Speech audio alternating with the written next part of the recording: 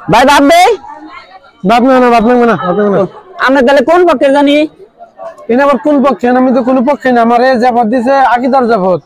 এটা পাখির দানা ভাই এটা হলো বিয়ার দাওয়াত আমরা কে ড্রাইভার কাছে বিয়ার জাফত আমার আকিদার জাফত তোর কথা কইছে আকির বাদ দেন না আদেন আপনি বুঝেন না নাই জান আমরা কি নিয়ে গেছেন আপনি জ্বালা রে